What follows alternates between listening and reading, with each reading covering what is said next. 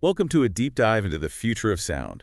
We've got 14 research papers hot off the press from arcscrutiny.org, all about sound computing, published just today. Wow, 14. 14. Yeah, And we're going to unpack them all right here. sounds good. We're talking AI, composing music, tech that can understand emotions just from your voice, even virtual reality, so real you'll think you're actually there. I think this is going to blow some minds. Let's dive in. First up, the AVE speech dataset. Okay, I've heard of data sets. What's special about this one? It's not just recording what people say, but also how they say it, like their lip movements, even the muscle signals in their face, all at the same time. So it's capturing everything about how we speak. That's pretty powerful, especially if you think about how much we communicate beyond just words. Exactly. Imagine you're trying to talk to someone in a loud, crowded place. Like a concert. Yeah, like a concert. Normal speech recognition, it struggles there. But if it can also see your face, see how you're forming the words. That could be a game changer, especially for people who have trouble speaking clearly.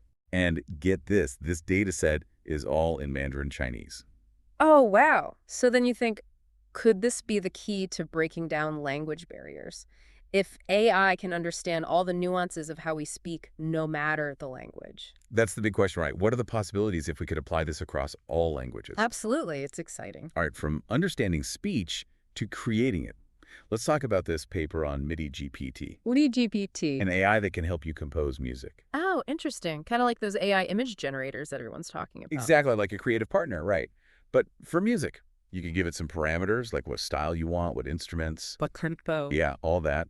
And it can help you compose a whole piece. Imagine what that could mean for the music industry, for musicians. Yeah, will we all be working with AI songwriters in the future? Who knows? It's really making me think. Now, for something completely different, let's look at whispers of sound. This research is about using AI to detect depression. Detect depression just from sound. They're looking at both, actually. Speech patterns and written text. But how does that even work? Like, what is the AI picking up on? Think about it. Our voices reveal a lot about how we're feeling, even if we're trying to hide it.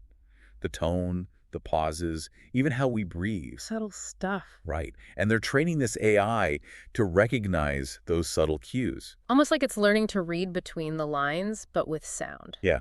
And they're using this teacher-student model. The AI learns from both text and audio data, so it gets a more complete picture. Huh. And if you connect that back to the AVE dataset, could you then combine facial expressions with voice analysis? You could. Imagine the possibilities. It's incredible, but also a little unnerving. Definitely raises some ethical questions about how this kind of technology could be used.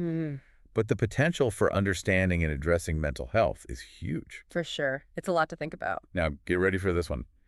It's about using quantum computers for speech emotion recognition. Wait, quantum computers for emotions? I know, right?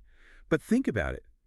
Quantum computers can process information in a completely different way than regular computers. They can see patterns and connections that we might miss. So are they saying that quantum computers can actually understand emotions better than humans? Well, that's the big question. This research says they're seeing higher accuracy in recognizing emotions from speech using quantum computers. But isn't quantum computing still really early days? It is. But this research shows the potential, right? Yeah. Maybe someday, with the power of quantum AI, we'll be able to really unlock the secrets of human emotions. Wow. I can't wait to see where this goes. Okay, ready for one last mind-blowing concept? Hit me with it. It's called Near AFF. Imagine a virtual reality world where you can see and hear everything in 3D. 3D sound. What does that even mean? It means the sound is coming from all around you, just like in real life. You can tell where each sound is coming from. Oh, I get it. Like if there's a bird singing in the virtual world, you could actually turn your head and hear it coming from the right direction. Exactly. And they're using these neural radiance fields to make the visuals incredibly realistic, too. So you're basically stepping into another world, but it feels totally real. Precisely. And this is just the beginning. We're just scratching the surface of what's possible with sound technology. It's amazing. I can't wait to see what we uncover next. Welcome back to our deep dive. We've just begun to scratch the surface of all the exciting developments in sound computing. I know, right? There's so much to unpack.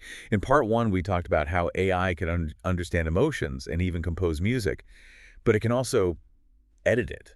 Really? Yeah, there's this paper, Song Editor. It's basically an AI that can help you tweak your songs. Oh, wow. So like a super advanced auto tune or something? It's way more than that. Think of it like having an AI co-producer. It can change lyrics, adjust the vocals, even rearrange entire sections of the song. That's wild. So you could basically have this AI helping you create the perfect track, even if you don't have a ton of musical experience yourself.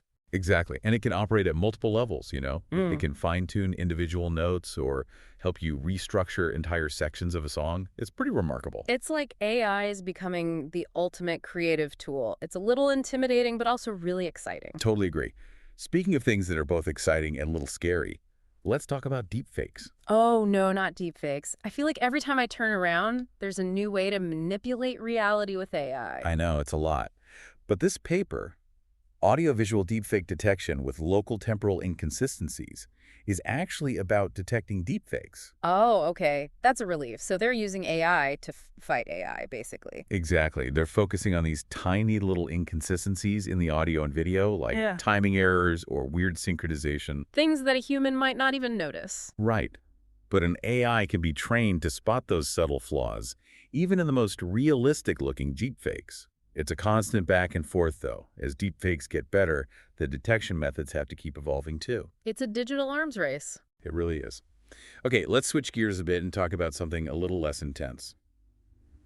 This next paper, SCDR, a streaming diarization system based on speaker change detection and speech recognition, is about analyzing complex soundscapes. Soundscapes. You mean like nature sounds? Not exactly. Mhm. More like situations where you have multiple people talking at once, like in a meeting or a crowded room. Oh, so like an advanced version of those voice assistants that can't tell who's talking to them. Kind of.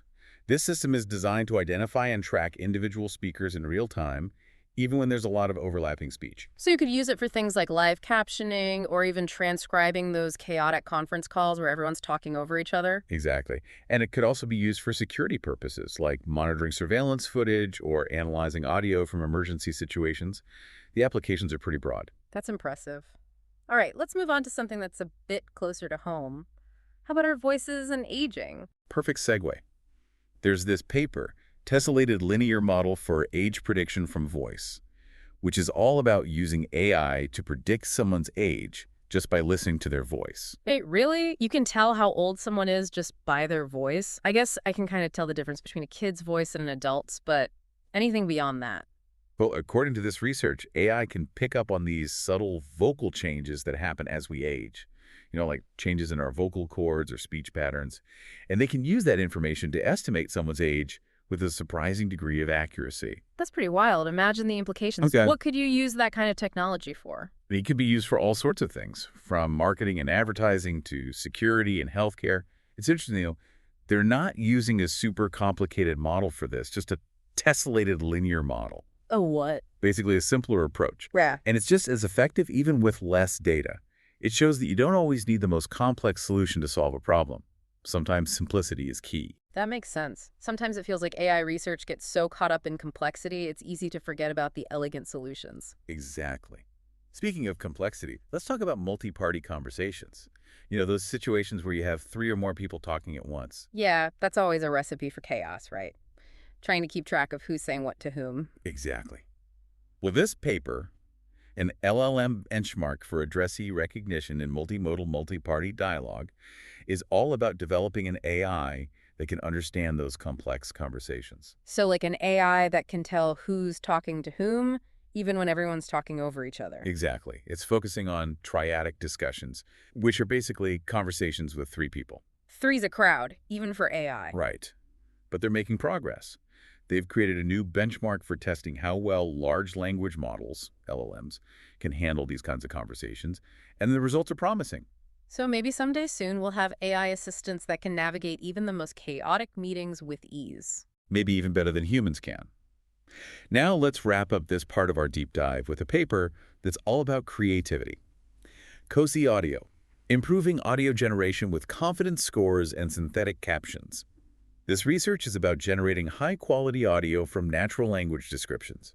So like you could describe a sound and the AI would create it for you. Exactly. It's like having an AI sound designer at your fingertips. And it's not just randomly generating sounds either. It's actually trying to understand what you mean and then create the perfect sound to match. Yes, they're using these things called confidence scores and synthetic captions to help the AI understand the context and intent behind your description. And the result is audio that's not only accurate, but also creative and expressive. It's incredible to think that we're now at a point where AI can not only understand and analyze sound, but also create it in such a nuanced and sophisticated way. It's a really exciting time to be following this field. And that brings us to the end of part 2. Welcome back. We've covered a lot of ground in the last 2 parts. From AI composers to depression-detecting algorithms, it's clear that the world of sound is changing faster than ever. Absolutely. And in this final part, we're going to explore how these advancements are making sound more personal, clearer, and more immersive.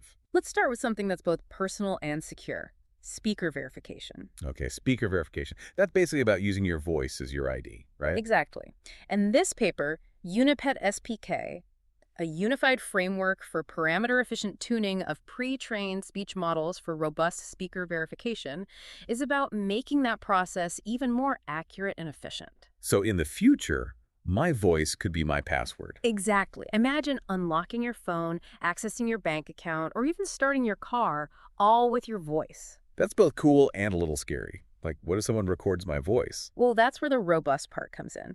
This research is about making speaker verification systems less vulnerable to spoofing attempts, so they can tell the difference between a real voice and a recording. Makes sense.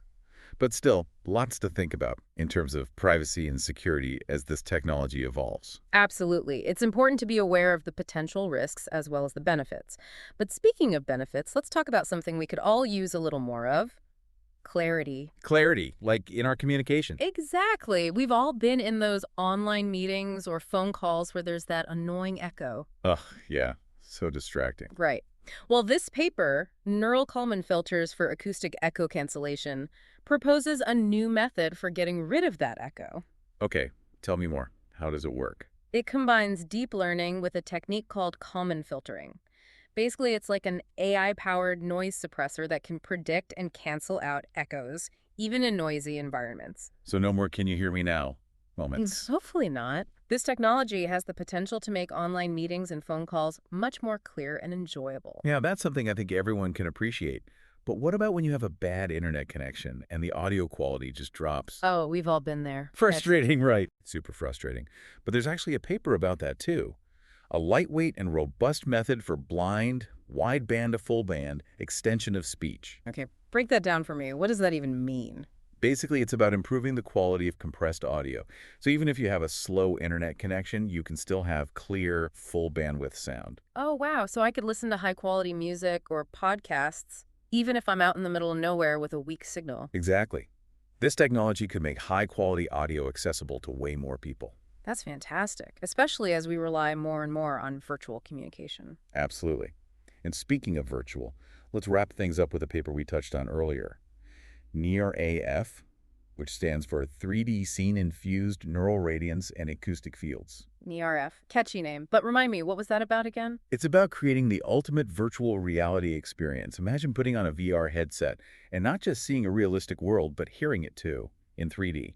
Every sound from every direction, exactly as it would be in real life. So if I was in a virtual forest, I could hear the birds singing above me, the leaves rustling beside me. Exactly. And you could turn your head, and the sound would change accordingly. It's about making virtual reality truly immersive. I think that's a perfect note to end on.